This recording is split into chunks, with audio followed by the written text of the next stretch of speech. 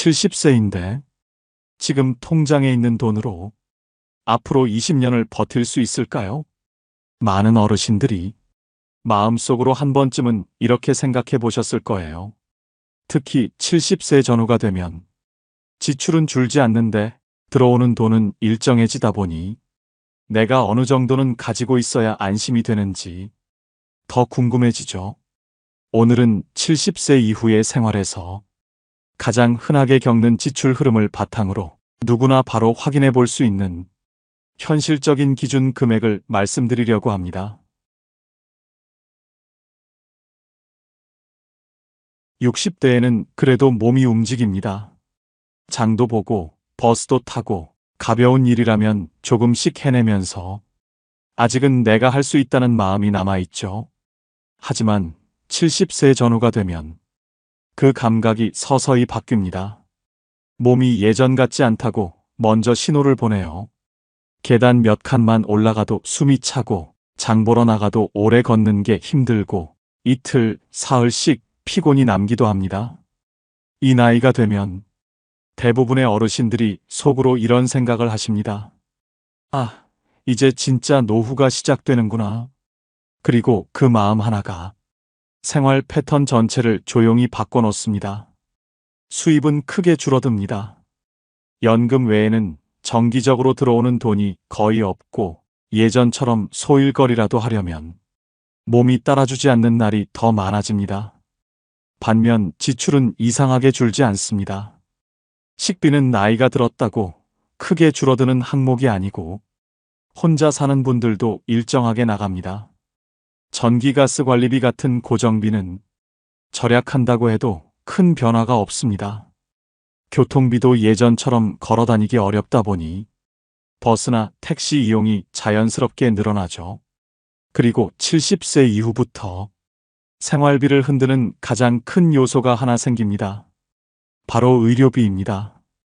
평소에는 크게 부담되지 않습니다. 병원비와 약값을 포함해서 한 달에 3만 원에서 7만 원, 정기약 드시는 분들은 7만 원에서 10만 원 정도 쓰십니다. 이건 사실 큰 돈은 아니에요. 문제는 가끔 크게 나가는 달이 생긴다는 점입니다. 치과 치료가 잡히면 비용이 갑자기 올라가고 검사를 받는 달에는 몇만 원이 더 빠져나갑니다. 정밀검사나 치료가 붙으면 한 번에 20만 원, 많게는 30만 원까지 나갈 때도 있습니다.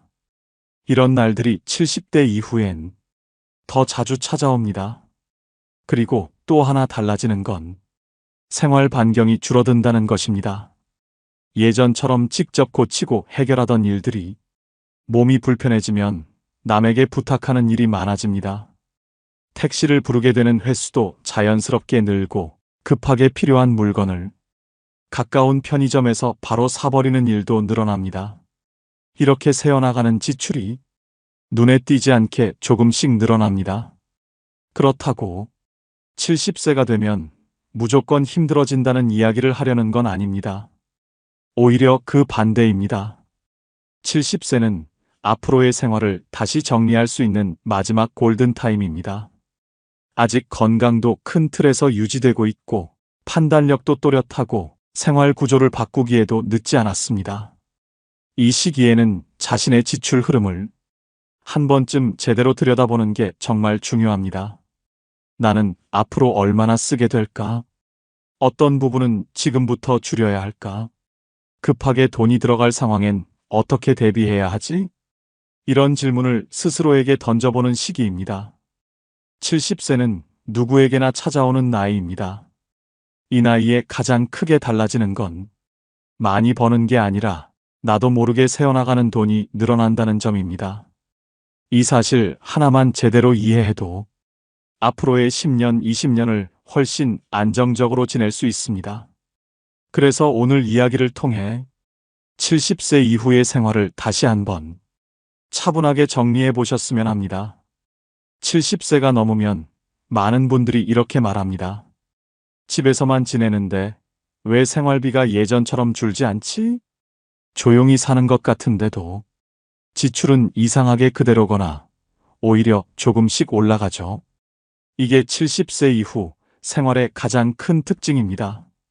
먼저 식비부터 달라집니다. 예전처럼 장을 크게 보진 않지만 먹는 양이 아주 많이 줄어드는 건 아니에요. 혼자 사는 분들도 밥, 반찬, 과일, 유제품까지 챙기다 보면 생활 패턴은 단순해져도 식비는 크게 줄지 않습니다. 나이가 들수록 자극적인 음식은 피하고 부드럽고 소화 잘 되는 음식 위주가 되기 때문에 오히려 단가가 조금 올라가는 경우도 있어요.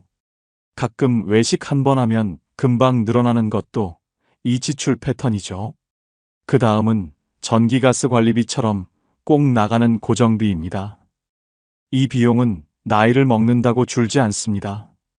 예전엔 하루 종일 밖에 있다가 집에 들어왔지만 70세 이후에는 대부분의 시간을 집 안에서 보내요. 그러다 보니 자연스럽게 전기 사용량도 늘고 가스도 조금 더 쓰게 됩니다. 겨울에는 보일러를 오래 틀게 되고 여름엔 선풍기나 에어컨을 조금씩이라도 더 사용하죠.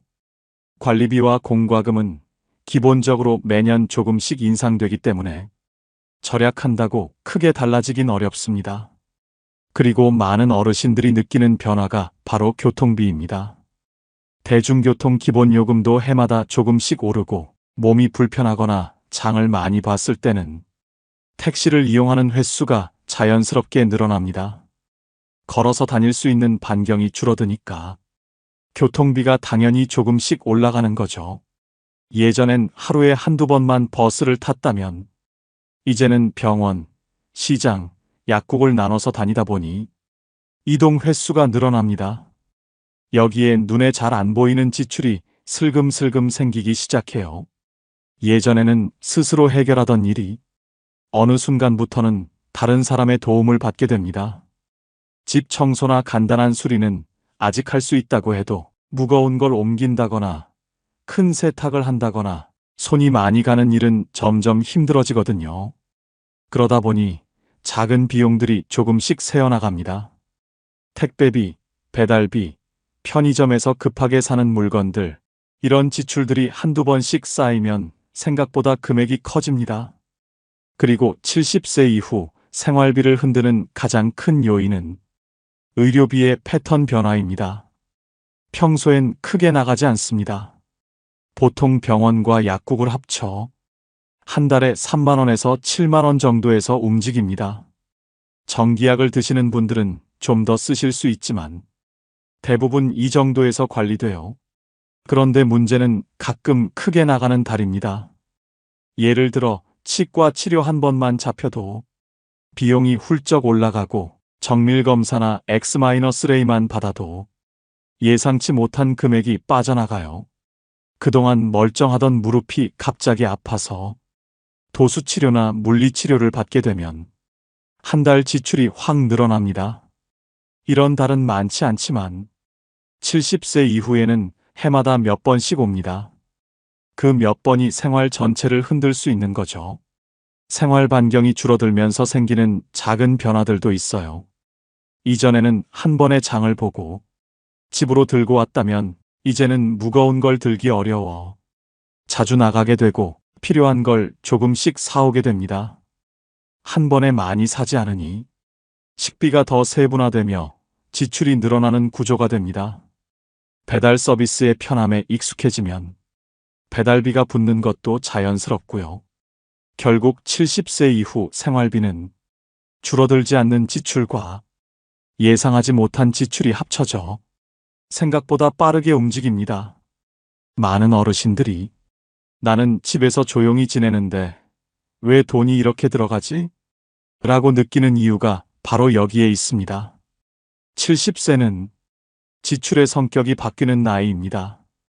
이 변화만 제대로 이해해도 앞으로의 10년, 20년을 훨씬 안정적으로 준비할 수 있습니다. 70세 전후가 되면 생활비는 크게 줄지 않는데 들어오는 돈은 대부분 고정되어 있습니다. 그래서 이 시기부터는 지금 가지고 있는 돈을 어떻게 지킬 것인가가 정말 중요한 문제로 자리 잡습니다. 이때 꼭 알아두면 좋은 개념이 하나 있습니다. 바로 현금 여력, 쉽게 말하면 급할 때 바로 꺼내 쓸 수 있는 여유 자금입니다. 왜 이게 중요할까요? 노후의 지출은 대부분 예상할 수 있지만 문제는 예상하지 못한 달에 갑자기 나타나는 비용입니다. 생활비는 매달 비슷하게 나갑니다. 식비, 공과금, 교통비 등은 나이가 들어도 꾸준히 유지되는 비용이죠. 이건 크게 바뀌지 않기 때문에 계획만 잘 세우면 관리가 됩니다. 하지만 노후에는 가끔 등장하는 불규칙한 지출이 문제입니다. 예를 들어 병원비는 평소엔 크게 안 나가지만 검사나 치료가 잡히면 그달만 유난히 지출이 커집니다. 치과 치료나 물리치료처럼 누가 예측하기 어려운 비용이 갑자기 튀어나올 수 있어요. 그리고 이런 상황은 한 해에 한 번도 아닐 수 있고 3번, 4번 생길 때도 있습니다. 이제 몸이 예전 같지 않기 때문에 이런 예상 못한 지출이 반복될 가능성이 60대보다 훨씬 높아지는 거죠. 여기서 현금 여력이 필요해집니다. 적어도 생활비 2년치 정도는 안정적으로 가지고 있는 것이 좋다는 말은 실제 많은 전문가들이 공통적으로 이야기하는 기준이에요. 왜 2년일까요? 그 기간 동안은 갑작스러운 일이 와도 연금이나 고정 수입만으로 버티기 어렵기 때문입니다. 생활비 몇 달분만 남겨두면 큰 비용이 한두 번 나오자마자 금방 바닥을 드러내니까요. 또 하나 중요한 건 의료비 비상금입니다. 병원 약국비 자체는 대체로 일정하지만 정밀검사나 치료가 반복되면 생활비 안에서 감당하기 어려울 때가 있습니다. 그래서 어느 정도 의료비 대비 자금을 따로 확보해두면 갑자기 복부에 통증이 생기거나 무릎이 아파서 병원에 가야 하는 상황에도 불안함이 훨씬 줄어듭니다. 그리고 노후 지출에서 자주 등장하는 또 하나의 요소가 가족 관련 지출입니다. 자녀나 손주를 위해 생각보다 큰 돈이 나갈 때가 종종 생기죠. 평소엔 신경 안 쓰던 비용인데 갑자기 몇십만 원 혹은 그 이상이 필요할 때도 있습니다. 이런 지출은 예측이 어렵고 또 마음이 약해져 거절하기도 쉽지 않아서 더 부담이 됩니다. 그렇기 때문에 생활비, 의료비, 가족 관련 지출까지 포함해 언제든 사용할 수 있는 현금 여력이 있어야 70세 이후의 삶이 흔들리지 않습니다. 그리고 이 여력은 특별한 상황이 올 때만 쓰는 돈이어야 해요. 생활비 부족을 매달 메우는 돈이 아니라 예상하지 못한 일이 생겼을 때 나를 지켜주는 안전망 같은 존재입니다. 또 하나 기억해야 할 점이 있습니다. 70세 이후에는 새로운 수입원을 만들기가 어렵다는 사실입니다. 60대에는 그래도 소일거리라도 할 기회가 있었지만 70세 이후엔 몸이 따라주지 않아서 갑자기 지출이 생기면 그걸 다시 채우기가 쉽지 않습니다. 그래서 지출을 줄이는 것보다 먼저 현금 여력을 확보하는 것이 더 중요해지는 나이가 바로 70세입니다. 노후는 길고 어떤 일이 언제 생길지 아무도 알 수 없습니다. 현금 여력은 그 불확실한 순간에 나를 지켜주는 가장 현실적인 준비입니다. 이걸 알고 준비하느냐, 그냥 흘러가듯 버티느냐에 따라 70세 이후의 삶이 완전히 달라집니다. 혼자 사는 70세의 생활은 부부가 함께 지내는 것과는 정말 많이 다릅니다. 같은 금액을 가지고 있어도 혼자 지낼 때는 돈의 움직임이 훨씬 빠르게 느껴집니다. 왜냐면 모든 지출을 혼자 감당해야 하고 조금만 아파도 돌봐줄 사람이 없어서 비용이 더 쉽게 새어나가거든요. 먼저 혼자 사는 분들의 생활비는 줄 것 같지만 잘 안 줄어드는 비용이 대부분입니다. 식비가 대표적이에요. 두 사람이라면 나눠 먹을 수 있지만 혼자서는 한 번에 적당히 사는 것이 어려워서 자주 사고 자주 버리고 자주 다녀야 합니다. 신선한 음식 위주로 사다 보면 가격이 조금씩 올라 있는데 혼자서는 그 부담을 그대로 받아내야 하죠. 그래서 생활비를 줄이려고 해도 생각보다 크게 줄지 않습니다. 그리고 혼자 살면 집안일 하나하나가 더 무거워집니다. 전등을 갈아야 할 때, 가구를 옮겨야 할 때, 청소나 세탁이 힘들어서 도와달라고 부르면 그 비용이 그대로 생활비에 추가됩니다. 이런 작은 지출들이 매달 꾸준하게 생기는 게 문제예요. 70세 이후에는 몸이 조금만 불편해도 남의 도움을 받는 일이 늘어나기 때문에 혼자 사는 분들은 이 비용을 반드시 고려해야 합니다. 또 한 가지, 혼자 있는 분들은 주거비에 대한 부담이 큽니다. 아무도 대신 나눠낼 사람이 없잖아요. 월세든 관리비든 모든 고정비가 오롯이 본인이 감당해야 할 비용입니다. 그래서 주거비가 안정적이지 않으면 생활 전체가 흔들릴 수 있어요. 방이 조금 좁아도 관리비 안정적인 곳, 시설이 오래돼도 난방 잘 되는 곳, 이런 기준을 더 꼼꼼하게 보게 되는 이유도 여기에 있습니다. 그리고 혼자 사는 분들이 가장 조심해야 할 부분이 바로 의료비입니다. 평소에는 한 달에 3만 원에서 7만 원 정도로 크게 부담되지 않지만 문제는 누구에게나 오는 돌발 상황이에요. 치과 치료가 잡히거나 허리 무릎 통증이 갑자기 심해지거나 정밀 검사를 받아야 할 때는 한 번에 비용이 확 올라갑니다. 부부라면 서로 도와주며 병원비 외 비용을 줄일 수 있는데 혼자일 때는 교통비, 간식비, 약값 등 자잘한 비용까지 혼자 감당하게 됩니다. 또 혼자 사는 분들일수록 감정적 지출이 늘어나는 특징이 있어요. 외롭다 싶으면 작은 선물이라도 사보고 식욕이 없거나 컨디션이 좋지 않으면 간단히 사먹는 일이 많아지고 손주에게 용돈을 쥐어주는 횟수도 느낌대로 늘어나는 경우가 많습니다. 이런 지출은 계획에 넣어두지 않으면 생활비에 부담을 주기 쉬워요. 그래서 혼자 사는 70세라면 얼마를 가지고 있어야 한다보다 어떤 구조로 돈이 빠져나가는가를 정확히 이해하는 게 훨씬 중요합니다. 주거비, 식비, 의료비, 자잘한 생활비, 미리 대비하지 못한 부수 비용까지 모든 것의 무게가 한 사람에게 집중되기 때문에 조금만 흔들려도 전체가 무너지기 쉬운 구조예요. 누구나 금액 자체에 신경이 쓰이지만 사실 혼자 사는 분들에게 가장 중요한 건 예상 가능한 지출과 예상하지 못한 지출을 나눠서 관리할 수 있는 힘입니다. 생활비는 매달 고정적으로 들어가는 부분이고 의료비와 갑작스러운 비용은 언제든지 튈 수 있는 변수입니다. 이 두 가지를 따로 생각해두면 급하게 돈이 필요해졌을 때 생활 자체가 흔들리지 않게 됩니다. 70세 이후 혼자 산다는 건 조금 더 세심한 준비가 필요하다는 뜻입니다. 하지만 너무 불안해하실 필요는 없어요.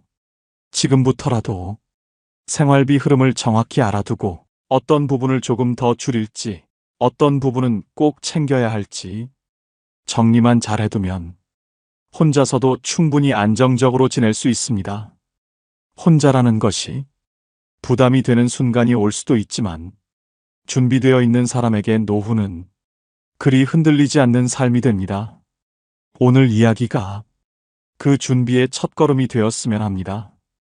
부부가 함께 사는 70세의 노후는 겉으로 보기엔 든든하고 안정적인 것 같지만 막상 안으로 들어가 보면 혼자 사는 것보다 훨씬 복잡한 흐름으로 지출이 움직입니다.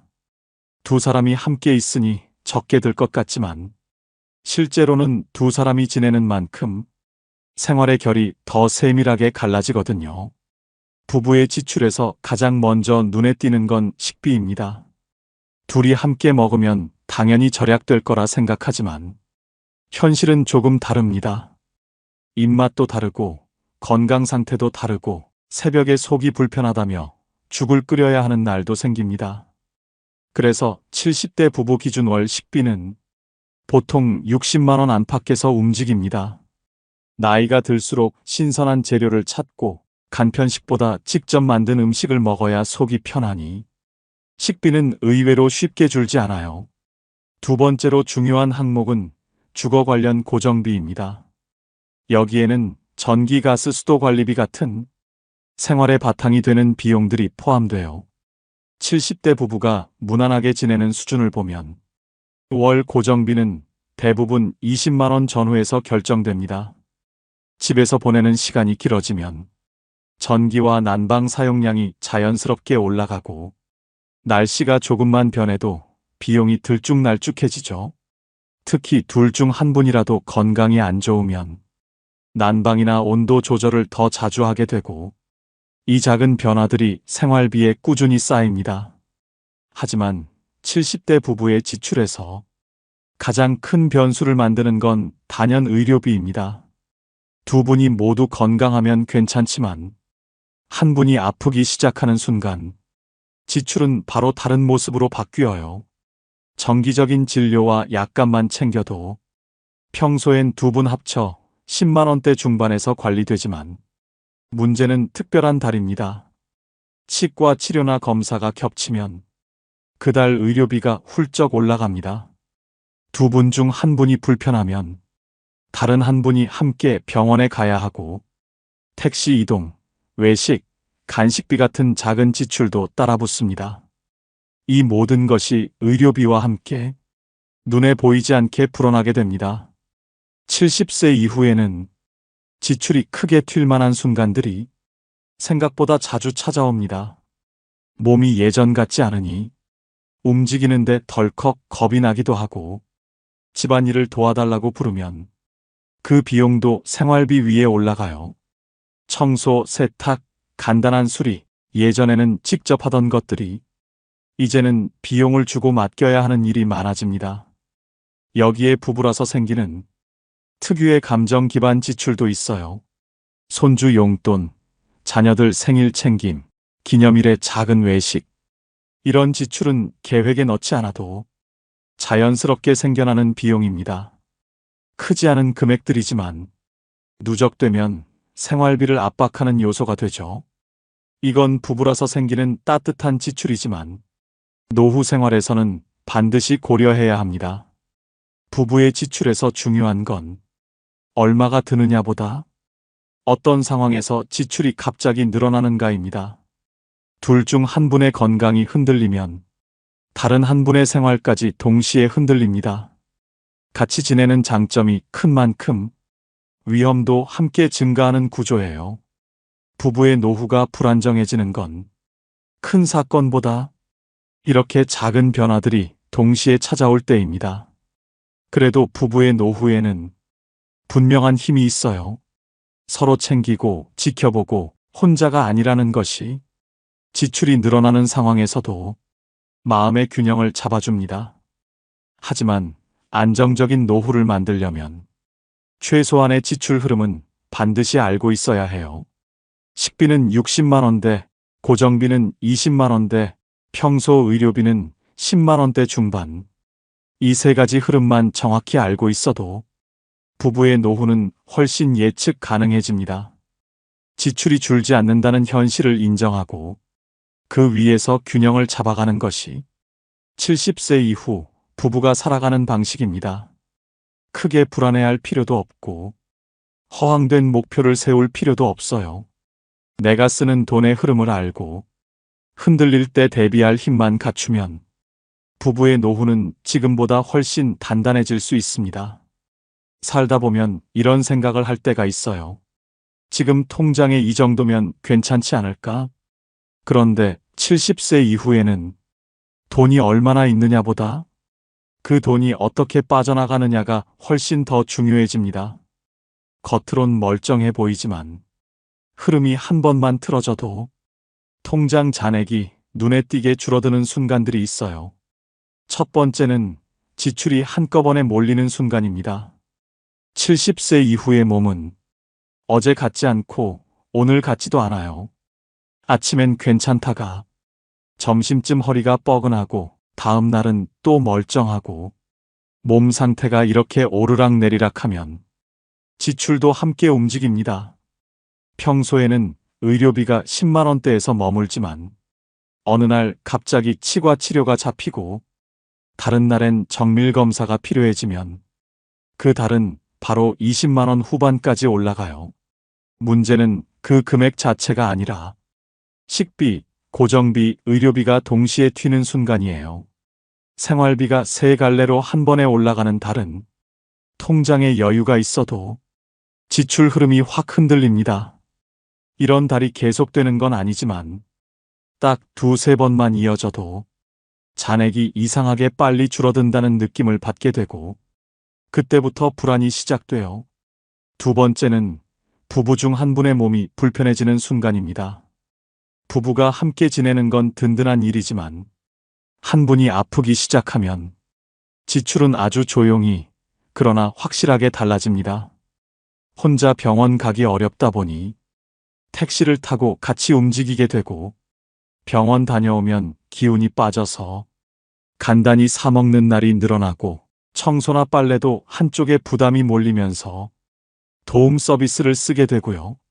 이런 변화는 갑자기 큰 금액으로 나타나진 않지만 생활에 추가 비용이 계속 생기게 만드는 구조입니다.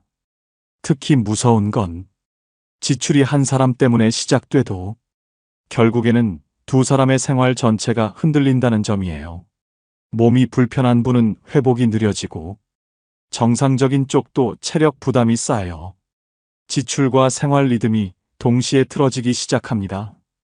통장에 돈이 있어도 이 시점을 대비하지 못하면 금액보다 흐름이 먼저 무너져요.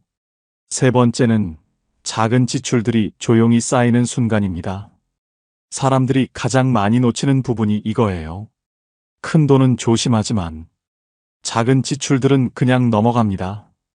택시 몇천 원, 편의점에서 집어든 음료, 몸이 안 좋아 보인다며 손주에게 준 용돈, 밥하기 귀찮아 시킨 배달 한 번.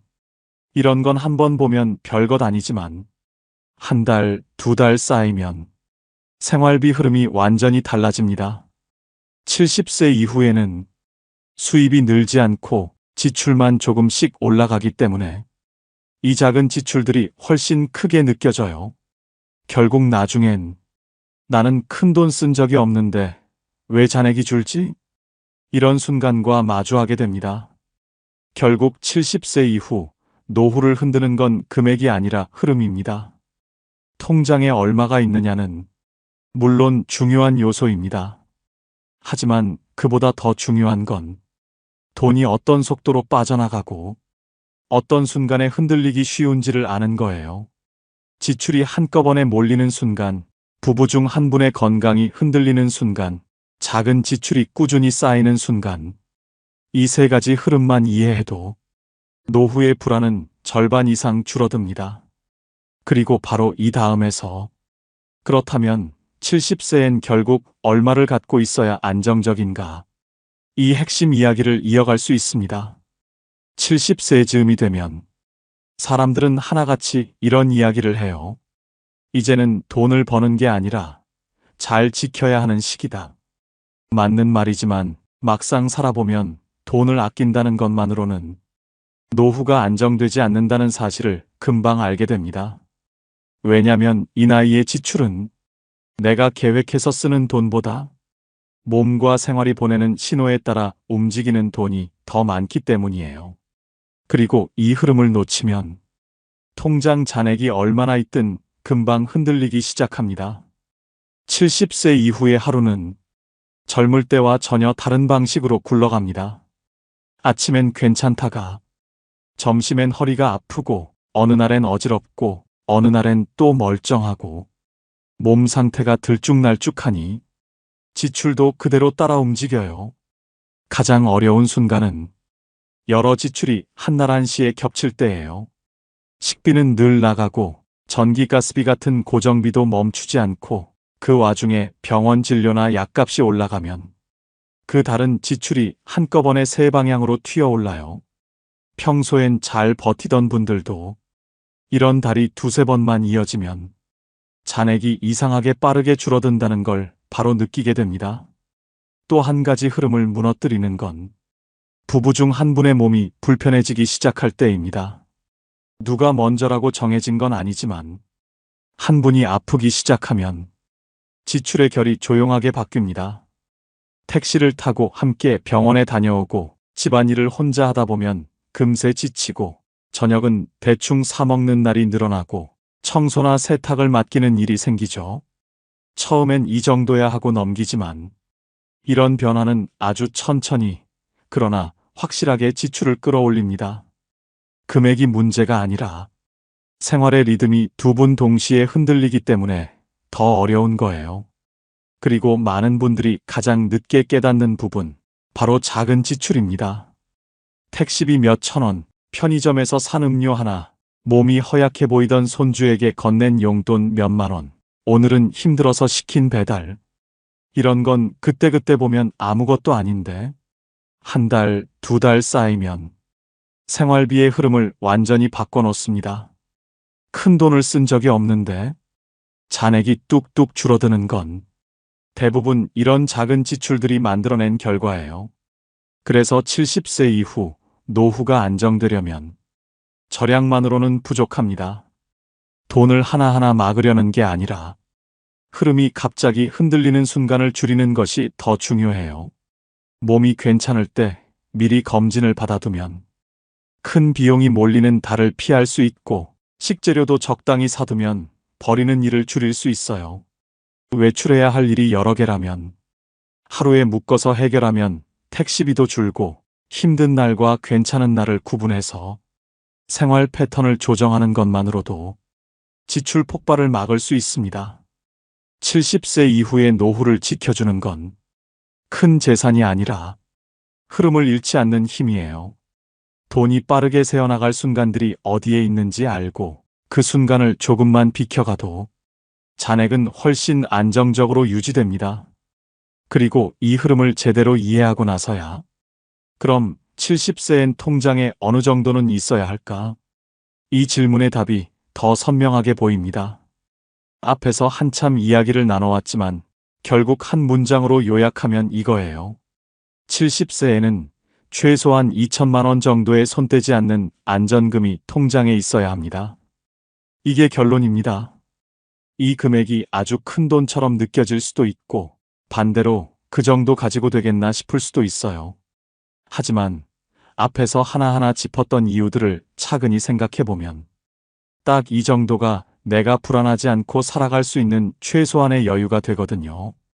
우리가 70세 이후에 겪게 되는 지출은 누구 하나 특별해서가 아니라 모두가 자연스럽게 마주하는 흐름이에요. 한 달에 60만 원에서 80만 원은 기본 생활비로 빠져나가고 전기가스 관리비까지 더하면 고정비도 만만치 않죠. 여기에 병원비라는 변수가 늘 따라붙습니다. 크게 아프지 않아도 한 달에 10만 원에서 20만 원은 정말 꾸준히 나가는 비용이에요. 이렇게 한 달에 90만 원에서 110만 원 정도가 조용히 사라지는 구조에서 갑자기 10만 원, 20만 원이 더 나가면 생각보다 쉽게 흔들리게 됩니다. 그동안 버텨오던 생활 흐름이 한 번에 무너지는 거죠. 그래서 필요한 게 안전금, 그 중에서도 손대지 않고 그냥 두는 돈 2천만 원입니다. 이 금액이 왜 중요하냐면요. 첫째, 예상치 못한 지출을 막아주는 방패가 됩니다. 70세 이후에는 갑자기 치료가 필요할 수도 있고 집수리가 들어갈 수도 있어요. 누구나 겪을 수 있는 일입니다. 그때 매달 쓰는 생활비에 손대지 않고 해결할 수 있는 힘이 바로 이 2천만 원이라는 금액이에요.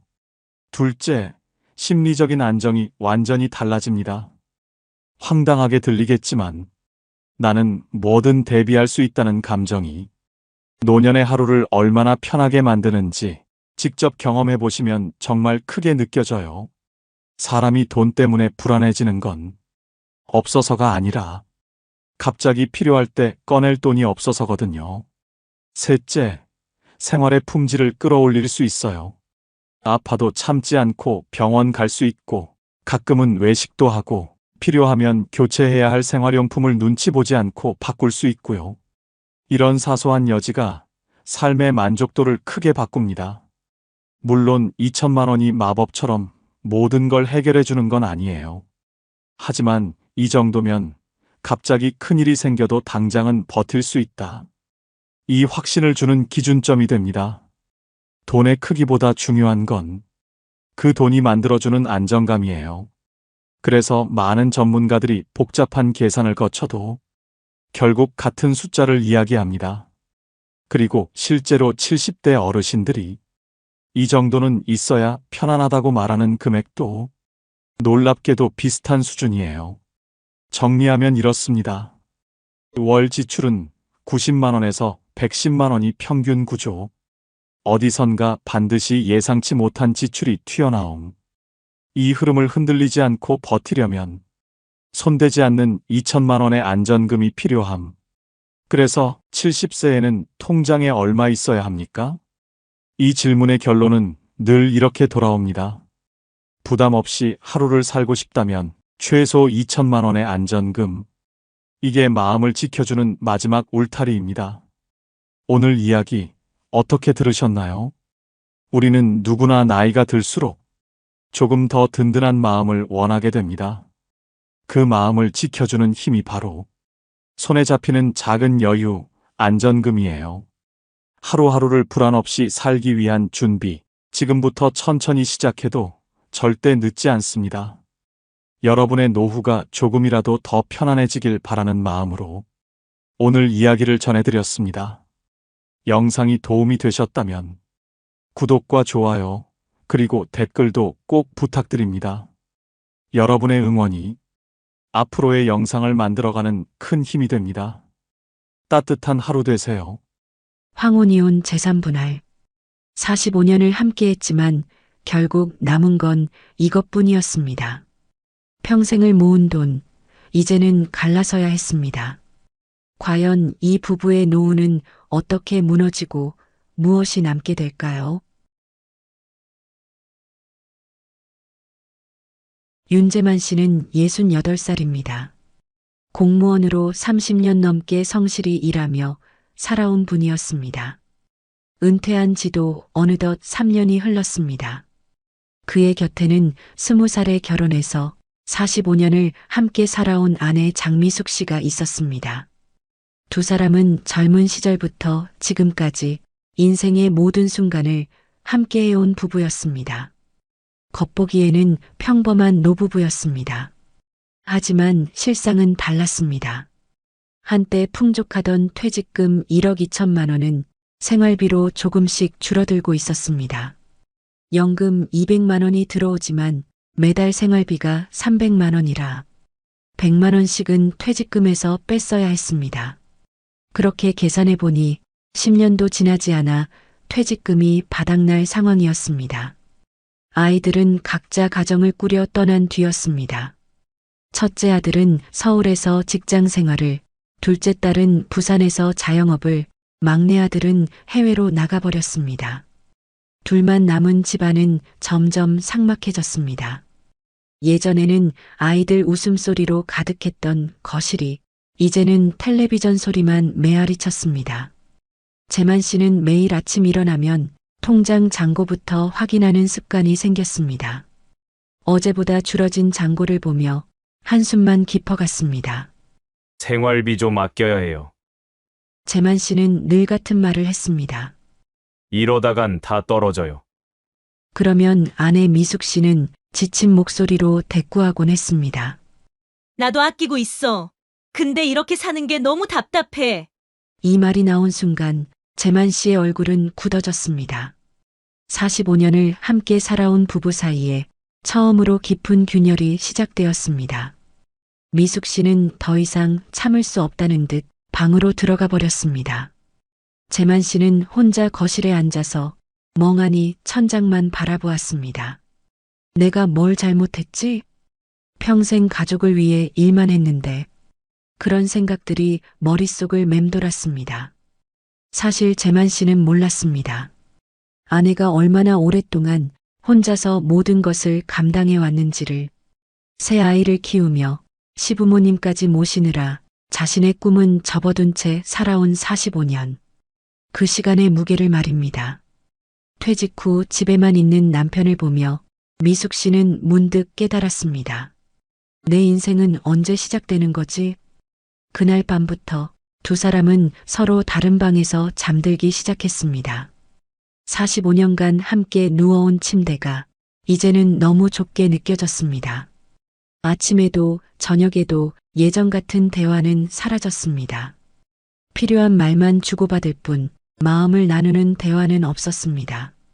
재만 씨는 혼자 산책을 나가며 이게 정말 내 인생인가 하는 생각을 했습니다. 공무원으로 성실히 일하고 가족을 위해 모든 것을 바쳤는데 노후는 이렇게 외롭고 쓸쓸할 줄 몰랐습니다. 미숙 씨 역시 혼자만의 시간이 길어지자 지난 45년을 되돌아보게 되었습니다. 젊었을 때 꿈꾸던 것들, 하고 싶었지만 하지 못한 것들이 하나둘씩 떠올랐습니다. 그날 이후 둘 사이의 균열은 걷잡을 수 없을 만큼 커져갔습니다. 45년간 함께 쌓아온 추억들조차 이제는 무겁기만 한 짐처럼 느껴졌습니다. 결국 이혼이라는 단어가 두 사람 사이에 처음으로 오르내리기 시작했습니다.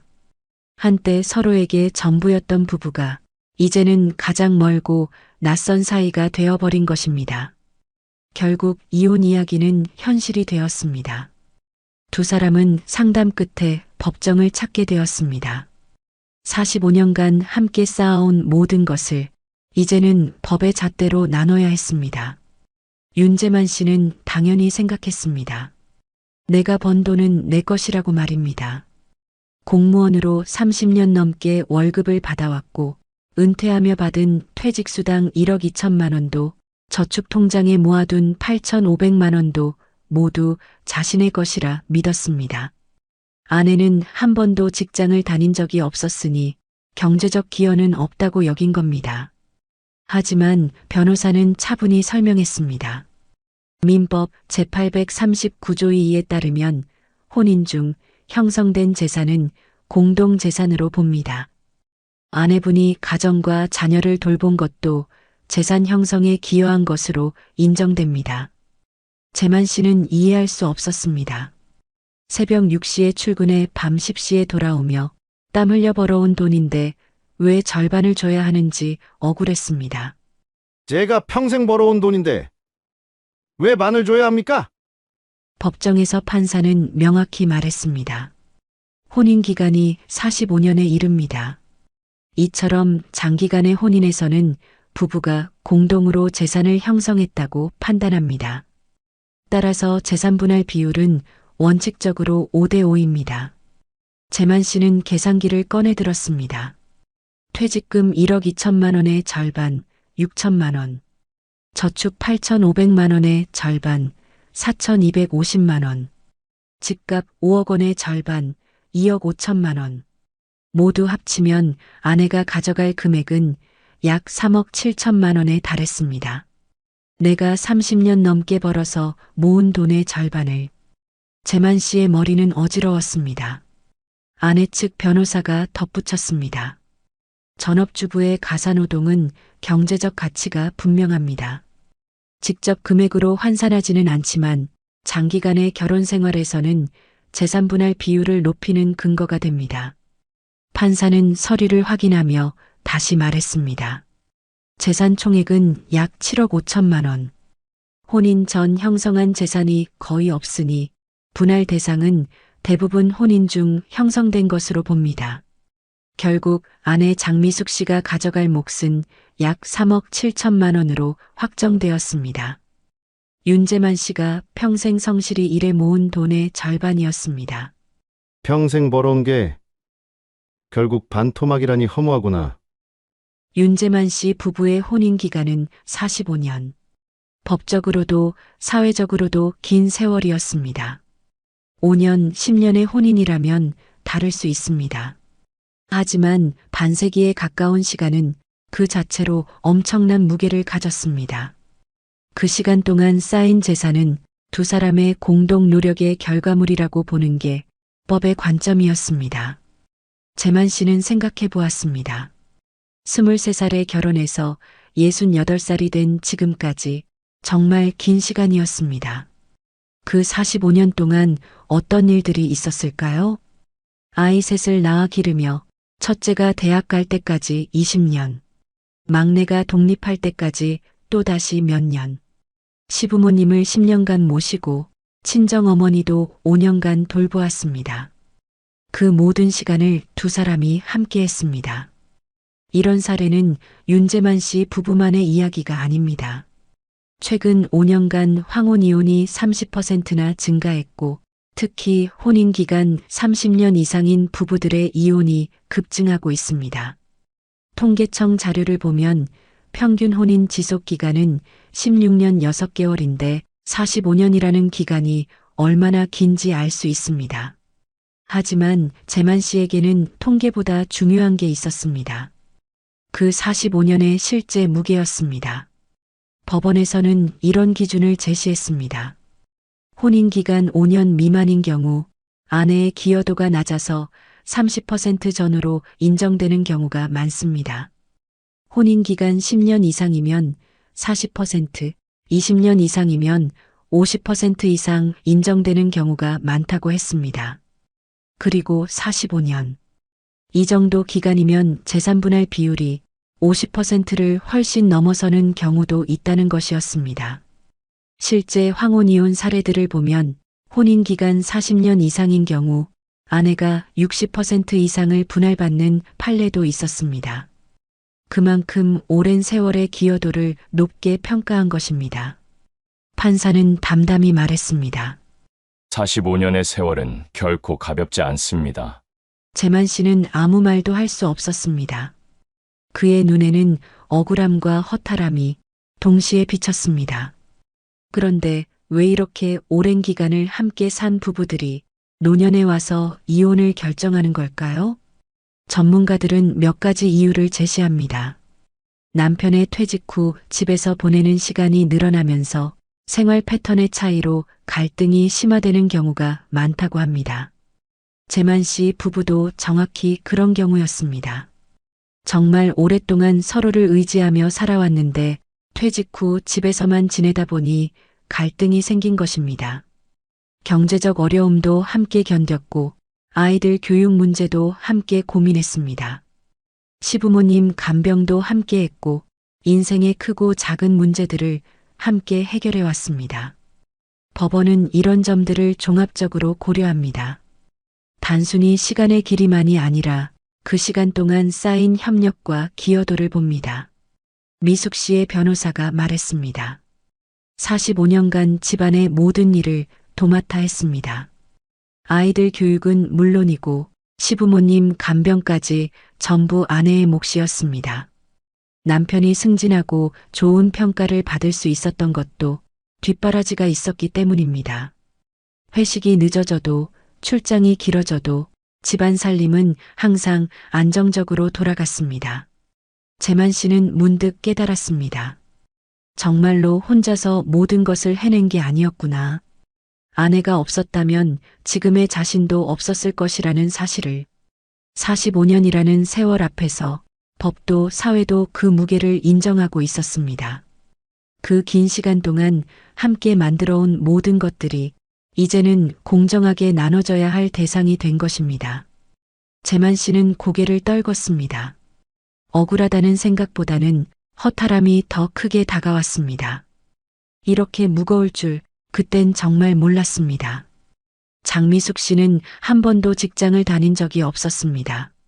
하지만 그건 일을 하지 않은 게 아니었습니다.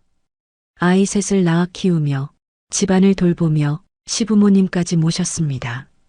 남편이 새벽같이 나가 밤늦게 들어와도 그가 따뜻한 밥을 먹을 수 있었던 건 아내가 있었기 때문입니다. 미숙 씨의 하루는 새벽 5시 30분부터 시작되었습니다. 남편과 아이들 아침 준비, 도시락 싸기, 빨래 돌리기.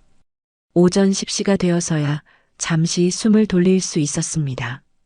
오후에는 아이들 학교 일로 바쁜 하루였습니다. 학부모 상담, 준비물 챙기기, 학원 픽업까지. 저녁 준비는 또 다른 전쟁이었습니다. 아이들이 대학을 가고 직장을 얻고 가정을 꾸릴 수 있었던 것도 아내의 손길이 있었기 때문이었습니다. 시부모 치매 간병 5년, 밤마다 깨서 돌본 시간. 그건 돈으로도 말로도 설명할 수 없는 노동이었습니다. 법원은 이를 분명히 인정했습니다. 가사노동 또한 경제적 기여입니다. 전업주부의 역할은 결코 가볍지 않습니다. 변호사가 구체적으로 설명했습니다. 최저임금으로만 단순 계산해도 45년간 수억 원에 이릅니다.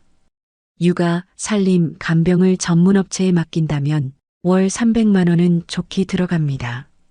베이비시터, 가사도우미, 간병인 비용을 합치면 말입니다. 그런데 45년간 이 모든 일을 미숙 씨 혼자서 해낸 것입니다. 통계청에서 발표한 자료를 보면 전업주부의 가사노동 시간은 하루 평균 7시간 18분입니다. 이는 직장인 근무 시간과 맞먹는 수준입니다. 하루 종일 기저귀 갈아주고 약 챙겨드리고 밤에도 몇 번씩 깨어서 시부모님을 돌봤습니다. 미숙 씨는 제대로 잠을 잔 적이 없었습니다. 아내는 눈물을 훔치며 속내를 드러냈습니다. 내가 집 지켰으니까 당신이 밖에서 돈 벌 수 있었던 거야. 재만 씨는 생각해 보았습니다. 정말로 자신 혼자 모든 걸 해낸 게 맞나? 아내가 없었다면 어땠을까? 아침마다 도시락을 싸고 저녁마다 따뜻한 밥을 차려주고 아이들 뒷바라지까지 하면서도 한 번도 월급을 받은 적이 없었습니다. 법정에서 판사가 말했습니다. 가사노동의 경제적 가치는 단순히 시급으로만 계산할 수 없습니다. 정서적 안정, 교육적 효과까지 고려하면 그 가치는 훨씬 더 큽니다. 재만 씨는 처음으로 깨달았습니다.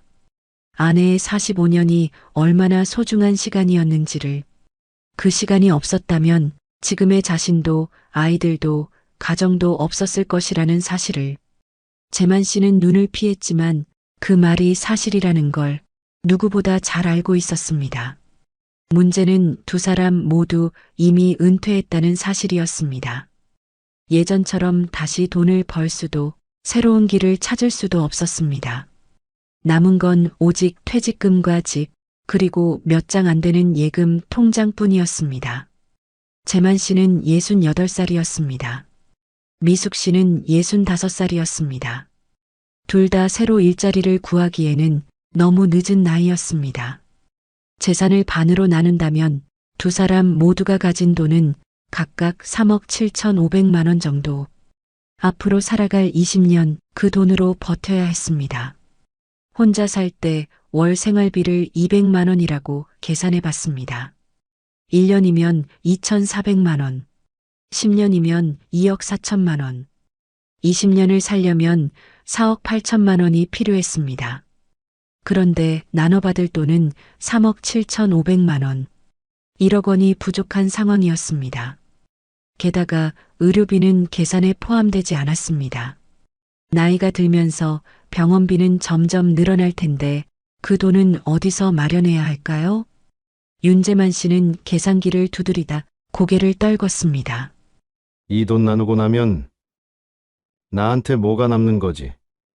한때 자랑스러웠던 퇴직금이 이제는 더 큰 불안의 씨앗이 되고 있었습니다. 미숙 씨도 마찬가지였습니다. 혼자 살아가기에는 3억 7,500만 원도 넉넉하지 않았습니다. 원룸 월세만 해도 50만 원은 들어갑니다.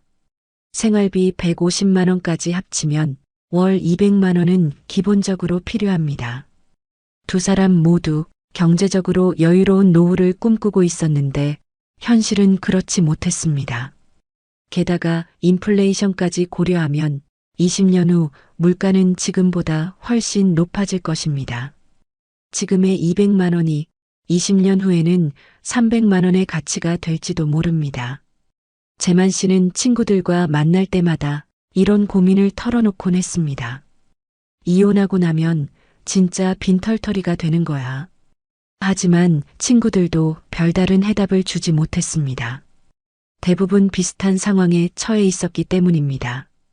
국민연금은 평균 수령액 수준인 월 80만 원 정도 나올 예정이었습니다.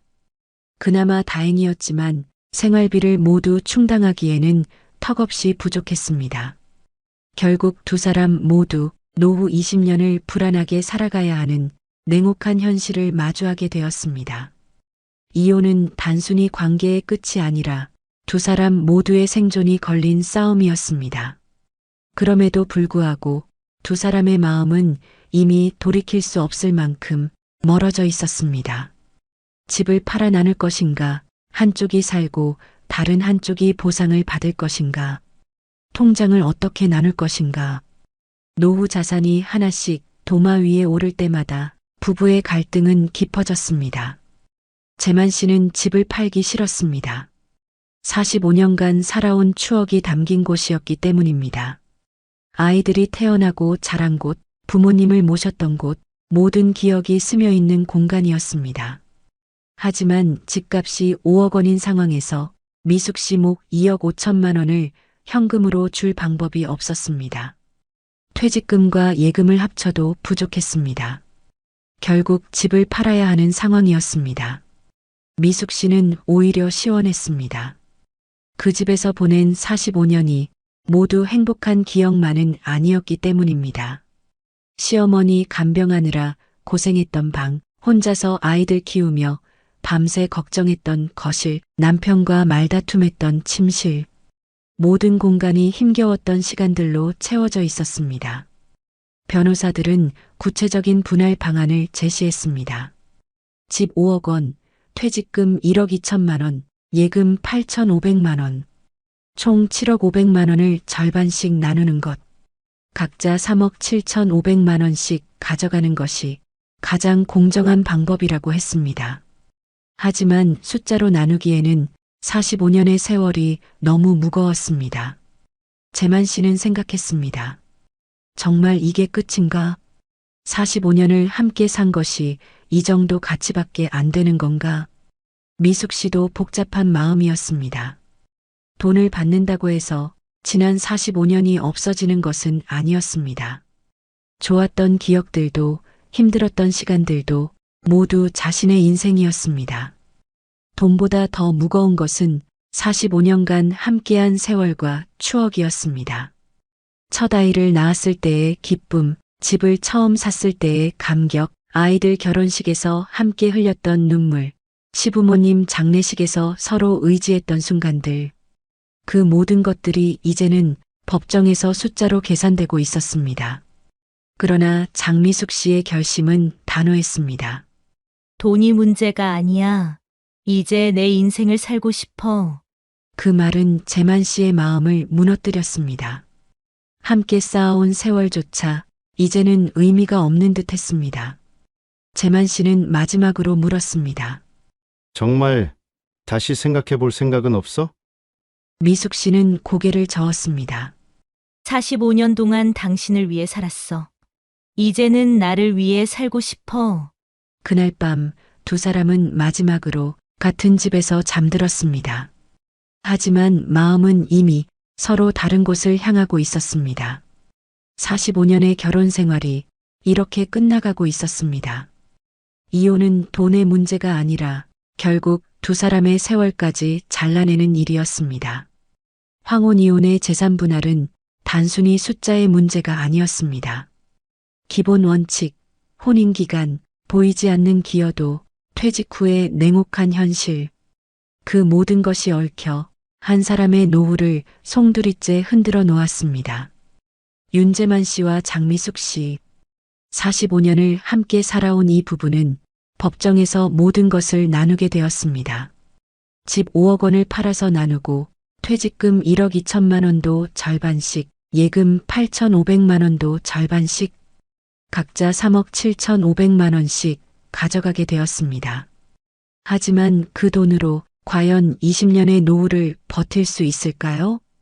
월 200만 원씩 쓴다면 15년 반이면 바닥이 납니다. 의료비까지 고려하면 더 빨리 떨어질 수도 있습니다. 재만 씨는 새로운 원룸에서 혼자만의 노후를 시작했습니다. 45년간 함께했던 모든 것들이 이제는 기억 속에만 남게 되었습니다. 미숙 씨 역시 마찬가지였습니다. 자유를 얻었지만 경제적 불안감은 여전했습니다. 두 사람 모두 예상보다 훨씬 빠듯한 노후를 살아가게 되었습니다. 이것이 바로 황혼이혼의 현실입니다. 감정적 해방과 경제적 위험이 동시에 찾아오는 것입니다. 법은 공정하게 재산을 나눠줍니다. 하지만 그 이후의 삶은 각자가 책임져야 하는 몫입니다. 45년의 혼인 기간이 만들어낸 무게, 전업주부에 보이지 않는 기여, 은퇴 후 더 이상 돈을 벌 수 없는 현실. 이 모든 것들이 복합적으로 작용해서 재산 분할의 결과를 만들어냅니다. 황혼 이혼을 생각하고 계신다면 단순히 감정적 결정만으로는 안 됩니다. 철저한 경제적 계산과 준비가 필요합니다. 이 부부는 결국 재산을 나눴지만 그 뒤의 삶은 어떻게 흘러가게 될까요? 이혼 판결 직후 가장 먼저 도마 위에 오른 건 집이었습니다. 서울 구로구의 오래된 아파트, 시세 5억 원. 추억이 깃든 보금자리였지만 법정에서는 50% 분할 대상이었습니다. 분할 방식은 두 가지였습니다. 매각 후 절반을 나누거나 한쪽이 거주하면서 다른 한쪽에 2억 5천만 원을 보상하는 방식. 문제는 현금 부족이었습니다.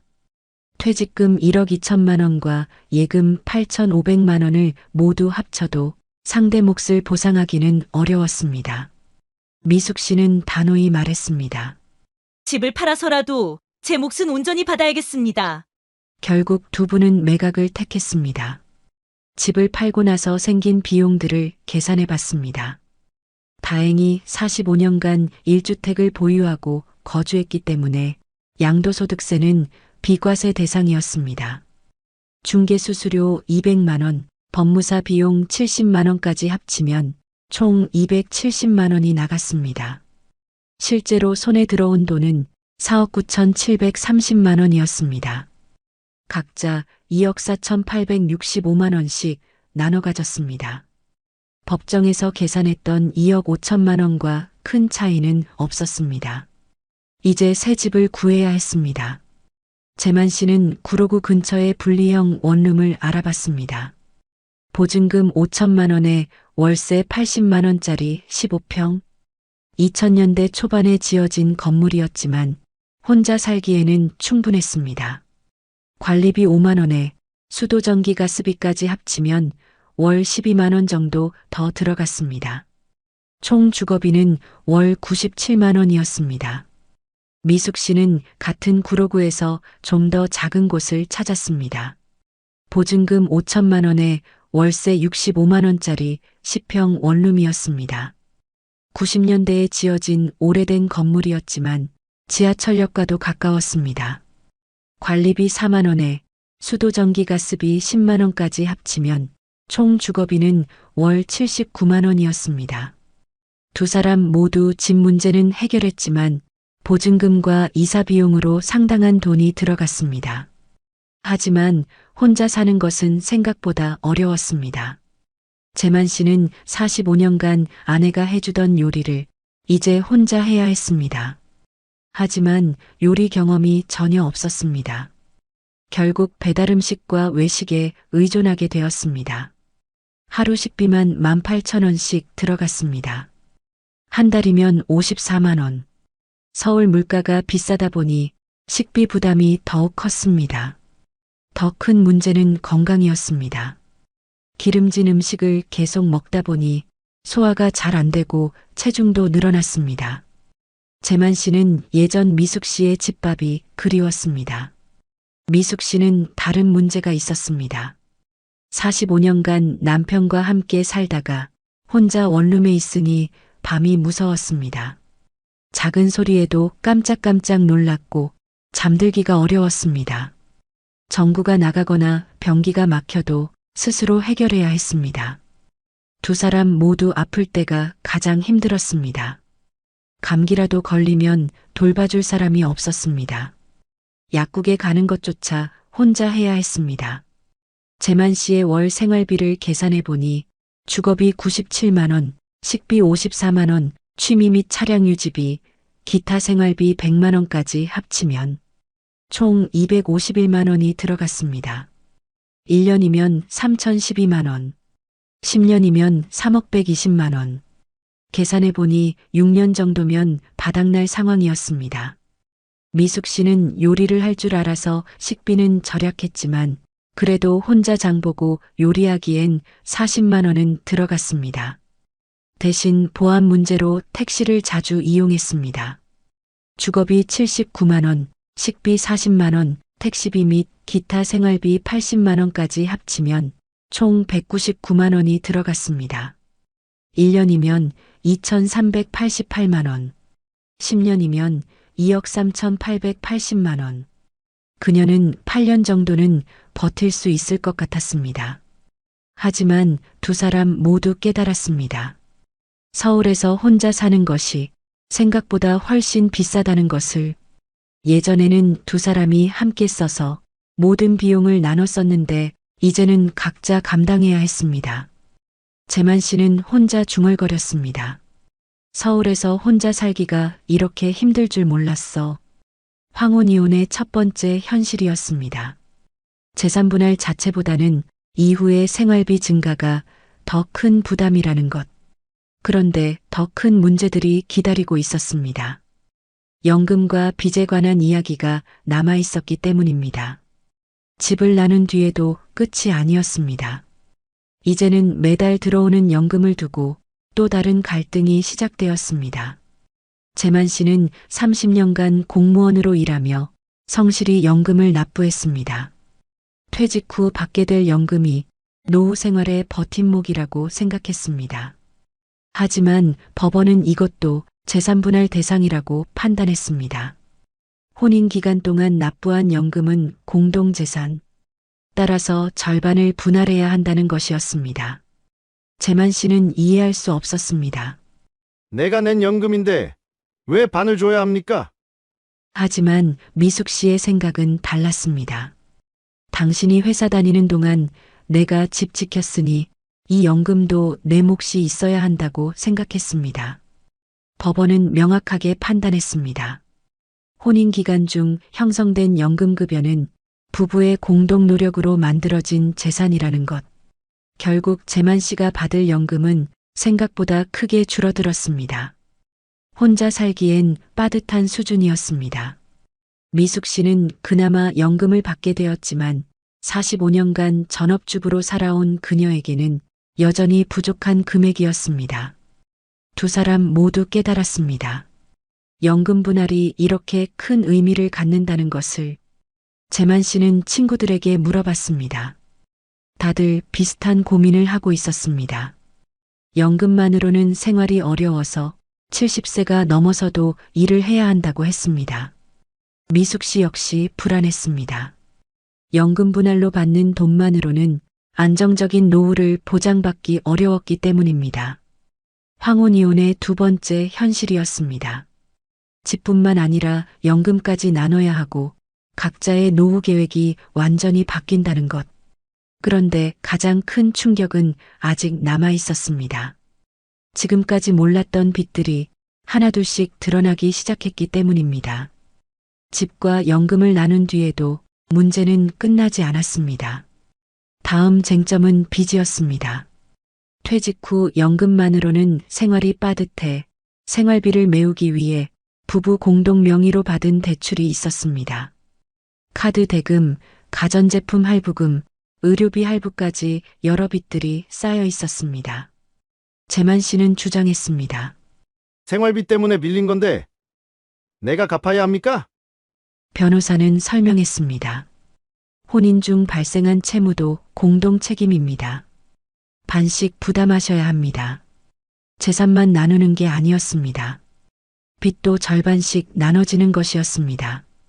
문제는 그 빚들이 생각보다 많았다는 것입니다. 45년간 함께 살면서 생각보다 많은 빚들이 모두 재산분할 대상에 포함되었습니다. 더 큰 문제가 있었습니다. 서로 모르게 만든 빚들이 발견된 것입니다.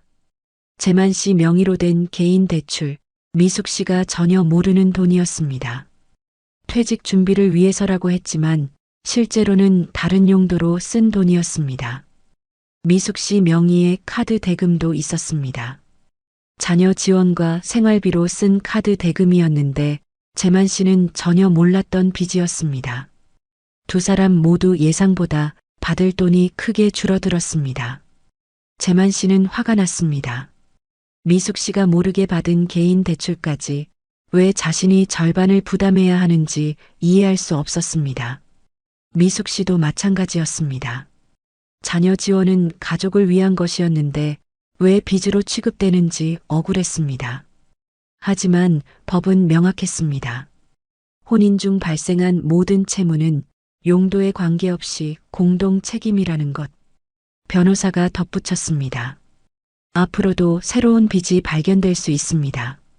완전히 정리되려면 시간이 더 걸릴 것 같다고 했습니다. 두 사람은 서로를 의심하게 되었습니다. 혹시 숨겨놓은 빚이 더 있는 건 아닌지 서로를 믿을 수 없게 되었습니다. 45년간 함께 살면서도 서로 모르는 빚이 이렇게 많았다는 사실이 더욱 충격적이었습니다. 재만 씨는 혼자 중얼거렸습니다. 재산을 나누는 것도 서러운데 빚까지 나눠야 하다니. 황혼이혼의 세 번째 현실이었습니다. 재산 분할은 플러스만 나누는 게 아니라 마이너스도 함께 나누는 것이라는 것. 하지만 여기서 끝이 아니었습니다. 집도 나누고 연금도 나누고 빚도 나눴지만 아직 계산하지 못한 것들이 남아 있었습니다. 바로 혼자 살면서 새롭게 생기는 각종 세금과 의료비 부담이었습니다. 집을 나누고 빚까지 정리했지만 또 다른 문제가 나타났습니다. 바로 세금과 보험료였습니다. 건강보험료는 연금 소득과 재산에 따라 매달 부담이 늘어났습니다. 혼자 살게 되면서 지역가입자가 되었고 보험료도 각자 따로 내야 했습니다. 예전에는 재만 씨 직장 건강보험으로 두 사람이 함께 혜택을 받았는데 이제는 각자 보험료를 내야 했습니다. 게다가 나이가 들수록 의료비가 커졌습니다. 기본 검진은 무료였지만 추가 검사와 약값이 점점 늘어났습니다. 재만 씨는 당뇨약을 먹기 시작했습니다. 월 5만 원 정도의 약값이 추가로 들어갔습니다. 미숙 씨는 무릎이 아파서 정형외과를 다녔습니다. 물리치료비만 월 5만 원에서 10만 원씩 나갔습니다. 기본 검진은 무료였지만 추가 검사 비용과 만성질환 약값, 치과 임플란트나 무릎 수술 같은 큰 지출이 갑자기 생겼습니다. 이렇게 예상치 못한 병원비까지 더해지니 1년에 200만 원에서 300만 원은 금세 나갔습니다. 장기요양보험도 변수가 되었습니다. 등급을 받으면 지원이 가능하지만 등급이 나오기 전까지는 모든 간병비를 자비로 부담해야 했습니다. 재만 씨는 친구의 이야기를 들었습니다. 치매 진단을 받고 요양원에 들어갔는데 월 200만 원씩 든다는 얘기였습니다. 장기요양보험 지원을 받아도 본인 부담금이 상당했습니다. 미숙 씨는 더 걱정이 많았습니다. 혼자 살면서 갑자기 쓰러지면 누가 돌봐줄 것인가 하는 불안감이 컸습니다. 계산기를 두드릴수록 앞으로 20년 노후에 필요한 돈은 생각보다 훨씬 컸습니다. 이렇게 돈이 많이 들 줄 몰랐는데 의료비만으로도 연간 300만 원은 들어갈 것 같았고 건강보험료도 매년 오를 예정이었습니다. 각종 세금까지 고려하면 연금만으로는 턱없이 부족해서 매달 예금을 깨먹어야 했습니다. 두 사람 모두 깨달았습니다. 재산 분할로 받은 돈이 많아 보여도 실제로는 여러 비용들이 빠져나간다는 것을, 노후에는 단순히 생활비만 드는 게 아니라 의료비, 보험료, 세금 등 예상치 못한 지출이 계속 발생한다는 것이었습니다. 황혼이혼의 네 번째 현실이었습니다. 재산을 나눠받아도 각종 세금과 의료비로 인해 실제 여유는 생각보다 적다는 것. 이제 정말 마지막 이야기가 남아 있었습니다. 법정에서 오간 날선 말들과 되돌릴 수 없는 상처들에 대한 이야기였습니다. 재산 분할 과정에서 가장 아픈 건 돈이 아니었습니다. 법정에서 오간 말들이었습니다. 45년간 쌓인 모든 불만이 변호사를 통해 쏟아져 나왔습니다. 재만 씨 측 변호사가 주장했습니다. 아내분은 45년간 경제활동을 하지 않으셨습니다. 가사노동의 가치를 과대평가해서는 안 됩니다. 미숙 씨는 그 말을 듣고 울었습니다. 45년간 집안을 돌보며 살아온 자신이 한순간에 무가치한 존재가 된 기분이었습니다. 미숙 씨 측 변호사도 반박했습니다. 의뢰인은 시어머니 치매 간병을 5년간 했습니다. 이를 간병인 비용으로 환산하면 수억 원입니다. 재만 씨는 화가 났습니다. 어머니를 돌본 것까지 돈으로 계산한다니 미숙 씨가 이렇게 차가운 사람이었나 싶었습니다. 더 아픈 말들이 오갔습니다. 남편분의 외도 의혹이 있었습니다. 아내분이 집안 경조사비를 과도하게 썼습니다. 45년간 묻어두었던 서로의 상처들이 법정에서 모두 드러났습니다. 재만 씨는 생각했습니다. 정말 이혼해야 하는 걸까? 이렇게까지 서로를 헐뜯어야 하는 걸까? 미숙 씨도 마찬가지였습니다. 한때 사랑했던 사람과 이런 식으로 헤어져야 하는 현실이 슬펐습니다. 45년이 이렇게 끝나는 게 맞나요? 하지만 이미 돌이킬 수 없었습니다. 변호사들은 의뢰인을 위해 상대방의 약점을 계속 공격했습니다. 성인 자녀들도 상처를 받았습니다. 부모님이 법정에서 싸우는 모습을 지켜봐야 하는 것이 괴로웠습니다. 첫째 아들이 말했습니다. 그냥 집에서 얘기하면 안 돼요? 왜 법정까지 와서 이래야 해요? 하지만 두 사람은 이미 서로 대화할 수 없는 상태였습니다. 법정에서 나온 뒤 재만 씨와 미숙 씨는 서로 눈도 마주치지 않았습니다. 45년간 함께 살았던 사람이 이제는 가장 미운 사람이 되어버렸습니다. 재산 분할이 끝나고 나서 두 사람은 각자의 길을 갔습니다. 하지만 마음속 상처는 돈으로 치유할 수 없었습니다. 재만 씨는 새 원룸에서 혼자 저녁을 먹으며 생각했습니다. 정말 이게 원했던 삶인가? 미숙 씨도 마찬가지였습니다. 자유를 얻었지만 그 대가가 너무 컸습니다. 주변 사람들도 어색해했습니다. 45년간 부부로 알고 지냈는데 갑자기 남남이 되어버린 상황을 어떻게 받아들여야 할지 모르겠다고 했습니다. 동네에서 마주치는 것도 부담이었습니다. 같은 지역에 살다 보니 가끔씩 마주칠 수밖에 없었는데 서로 못 본 척하며 지나쳤습니다. 황혼이혼의 마지막 현실이었습니다. 재산을 나누는 것보다 마음의 상처가 더 크다는 것. 그리고 그 상처는 돈으로도 시간으로도 쉽게 치유되지 않는다는 것이었습니다. 재만 씨는 혼자 중얼거렸습니다. 이럴 줄 알았으면 그냥 참고 살 걸 그랬나? 하지만 이미 늦었습니다. 45년의 세월이 법정 한 번으로 끝나버린 것입니다. 1년이 지난 후 재만 씨와 미숙 씨는 각자의 자리에서 황혼이혼의 진짜 의미를 깨닫고 있었습니다. 재산 분할은 단순히 숫자를 나누는 게 아니었습니다. 집, 연금, 빚, 그리고 예상치 못한 비용들까지 모든 것이 복잡하게 얽혀 있었습니다. 재만 씨는 새로운 일상에 적응하고 있었습니다. 처음엔 서러웠지만 이제는 자유로움도 느끼고 있었습니다. 미숙 씨 역시 마찬가지였습니다. 경제적 불안감은 여전했지만 오랜만에 찾은 자신만의 시간이 생각보다 소중했습니다. 두 사람 모두 깨달았습니다. 황혼이혼의 진짜 비용은 돈이 아니라 준비 부족이라는 것을. 만약 미리 알았다면 연금 분할에 대비할 수 있었을 것입니다. 숨겨진 빚들도 정리할 수 있었을 것입니다. 의료비 준비도 더 체계적으로 했을 것입니다. 하지만 후회보다는 앞으로가 더 중요했습니다. 재만 씨는 새로운 사람들을 만났습니다. 비슷한 상황의 사람들과 이야기하며 혼자 사는 법을 조금씩 배워갔습니다. 미숙 씨는 봉사활동을 시작했습니다. 오랫동안 쌓인 경험이 다른 사람들에게 도움이 되고 있었습니다. 황혼이혼을 생각하고 계신다면 이런 점들을 미리 준비해 보세요. 재산 목록을 정확히 파악하고 숨겨진 빚이 없는지 확인하세요.